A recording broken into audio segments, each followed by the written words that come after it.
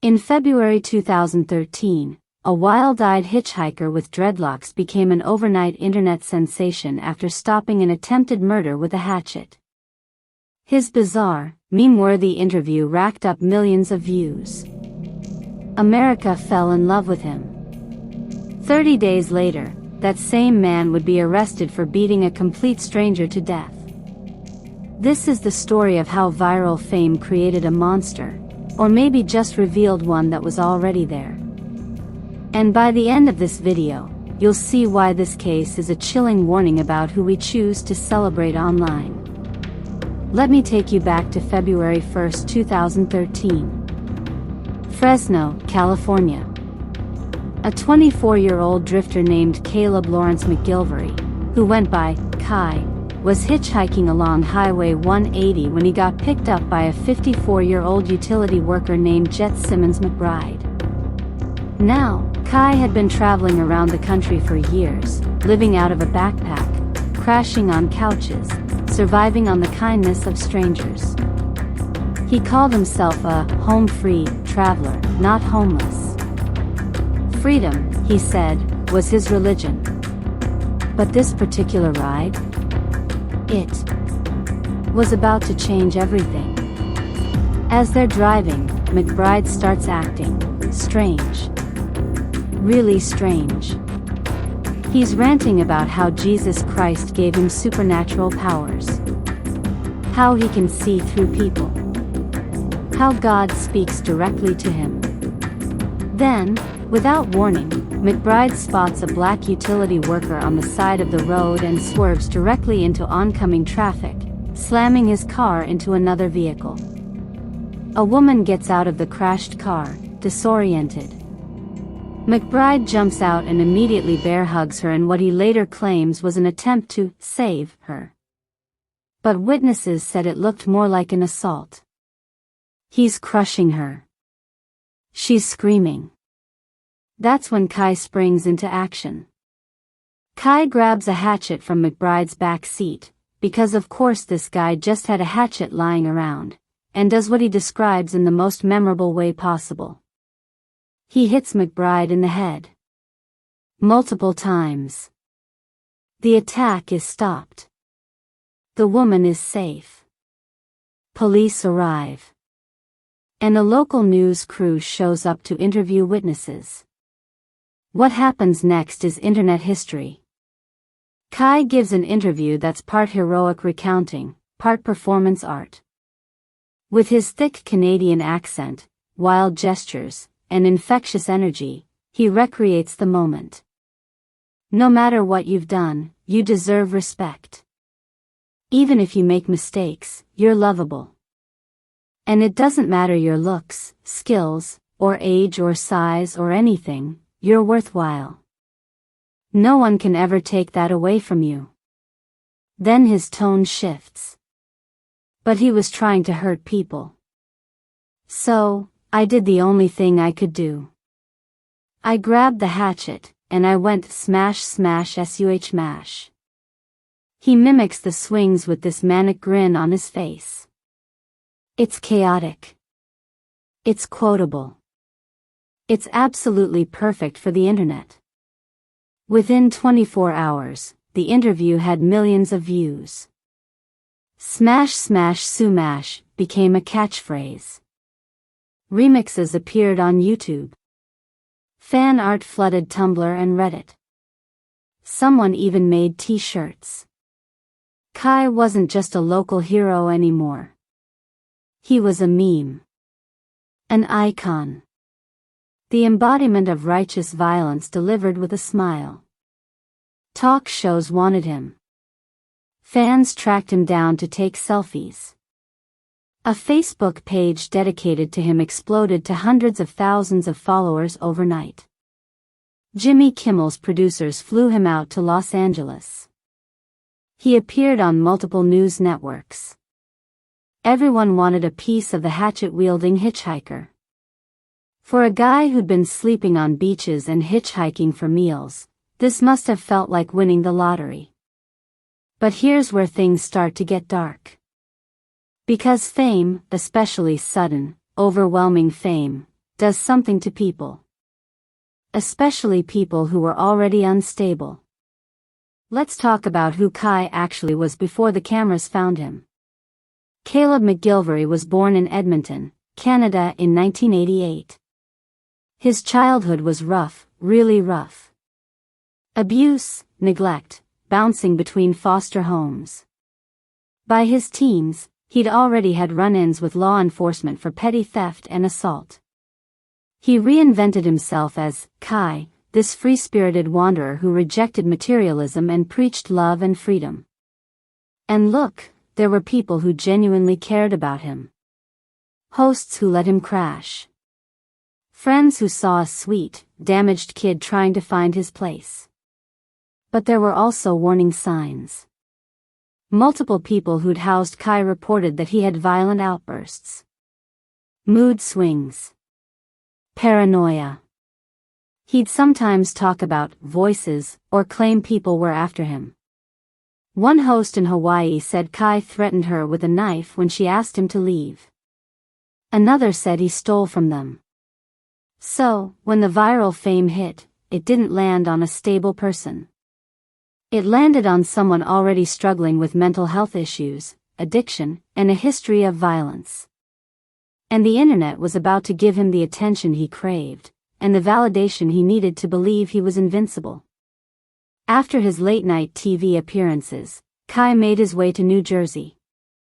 He was still riding the wave of fame, still getting recognized on the street, still collecting new friends and admirers. In May 2013, just 3 months after becoming America's folk hero, Kai met a 73-year-old attorney named Joseph Galfy in New York City's Times Square. Galfy was a well-known lawyer in Clark, New Jersey. Successful. Respected. And out in the open. According to Kai, Galfy offered him a place to stay for the night. They went back to Galfy's home together. What happened next depends entirely on who you ask. On May 12, 2013, Joseph Galfy's body was discovered in his bedroom by a friend who'd been asked to check on him. He'd been beaten to death. The weapon? Blunt force trauma to the head. Over and over and over again. The medical examiner would later describe the injuries as extensive and brutal. There were no signs of forced entry. No robbery. Just violence. And there was one person the police immediately wanted to talk to, Kai McGillvary, who'd been spotted on security cameras entering the building with Galfy days earlier. Kai had already fled. He'd taken a bus to Philadelphia, posting erratic messages on social media about being on the run and claiming he'd been drugged and sexually assaulted by Galfy. He posted a rambling Facebook confession saying he'd killed in self-defense. That Galfy had attacked him. That he had no choice. But here's the thing about self-defense claims: they fall apart when the evidence doesn't match the story. For 3 days, Kai was on the run. Police issued a nationwide alert. His face, the same grinning, chaotic face that had charmed millions, was now on wanted posters. The internet that had celebrated him weeks earlier was now watching in horror. On May 16, police found him at a Greyhound bus station in Philadelphia.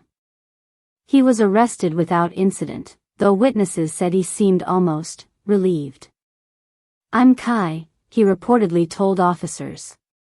"You know who I am."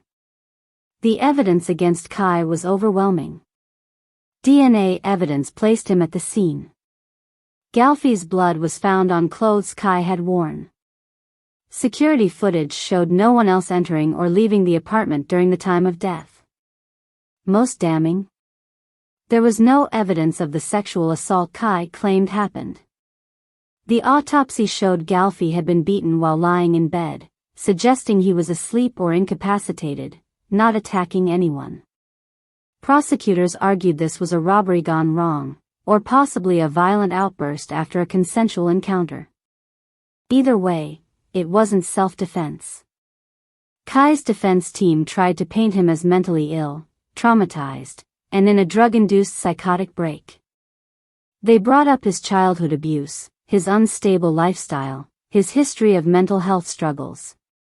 But the prosecution had something more powerful, Kai's own words. Remember that viral video? The one where he gleefully recreated smashing someone's head in? The prosecution played it for the jury. Multiple times. They argued that Kai didn't kill in self-defense.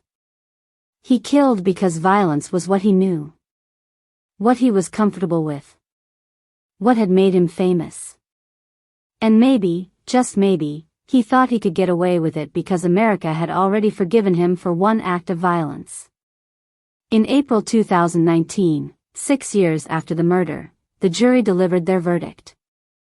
Guilty of first-degree murder. Kai McGillvary was sentenced to 57 years in prison. He'll be eligible for parole in 2061, when he's 73 years old. The same age as the man he killed. What really happened? So, what actually happened in that New Jersey apartment? There are a few theories, and honestly, we may never know the complete truth. Theory 1, robbery gone wrong. Some believe Kai targeted Galfy because he was wealthy and vulnerable. The plan was to rob him, but when Galfy woke up or resisted, Kai panicked and killed him. Theory 2, a consensual encounter turned violent. Others think Kai and Galfy had a consensual sexual encounter, but something triggered Kai, a flashback to childhood trauma, drug-induced paranoia, or even just rage at his own situation, and he lashed out. Theory 3, Kai believed his own hype. This is the darkest theory, and the one I find most compelling. In the weeks after going viral, Kai's posts became increasingly erratic. He talked about being chosen and having a mission. He seemed to believe he was untouchable. What if the adoration went to his head? What if he genuinely thought he could kill again and frame it as heroism or self-defense, and the internet would back him up just like before?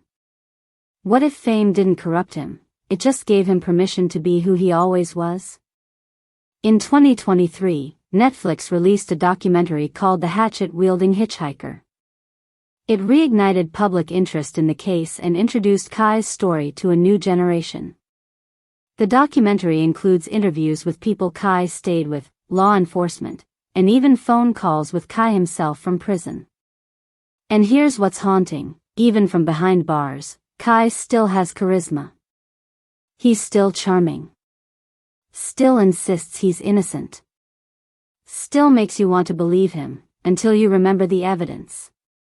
One detective in the documentary said something that stuck with me. Kai was always a ticking time bomb. The internet just gave him an audience for the explosion. So, what do we take away from the story of Kai McGillvary? Here's the uncomfortable truth.